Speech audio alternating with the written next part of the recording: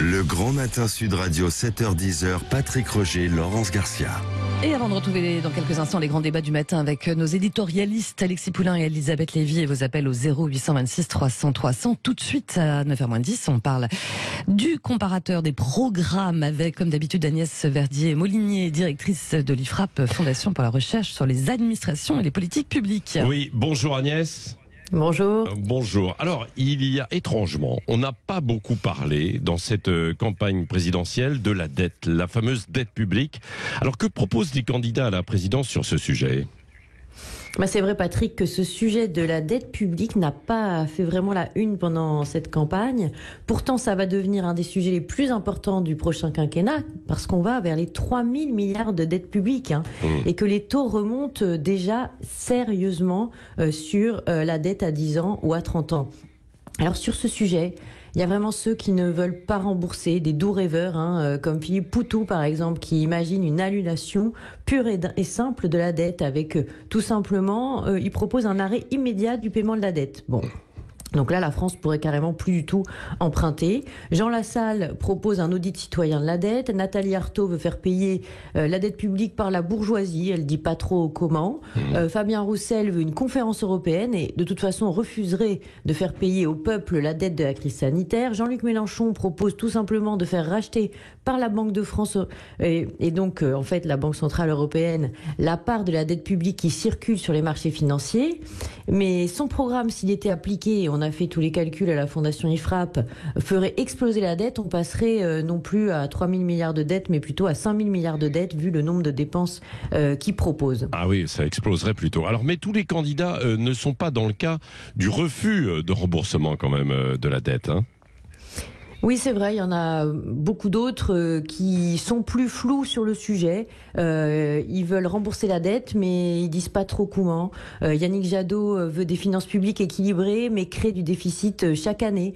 Anne Hidalgo veut supprimer la règle du 3% de déficit par rapport à la richesse nationale, mais ne dit pas grand-chose sur la dette. D'autres disent qu'il faudra rembourser pour pouvoir continuer à emprunter, mais proposent aussi des mesures assez incertaines. Nicolas Dupont-Aignan, par exemple, qui prévoit de faire racheter par la Banque de France 460 milliards de dettes sur 5 ans, ou Marine Le Pen, qui veut rembourser la dette et propose une dette aux mains des Français, mais sans vraiment dire comment. Est-ce que ce serait par des retraites par capitalisation ou autre ?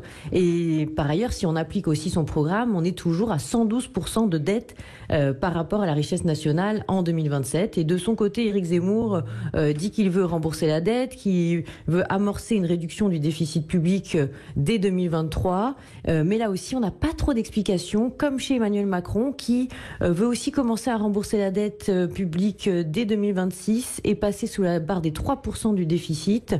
Mais là encore, on sait aussi, vu les calculs qu'on a pu réaliser, qu'on serait toujours au-delà de 100% de dette publique à la fin du prochain quinquennat si on appliquait ces propositions. Oui, alors finalement, Agnès Verdier-Molinier, aucun candidat ne propose vraiment de mettre en place dans la Constitution ce dont on avait parlé, la fameuse règle d'or qui interdirait l'endettement pour financer les dépenses de fonctionnement pour l'ensemble des administrations publiques, comme c'est le cas normalement pour les collectivités territoriales, les collectivités locales.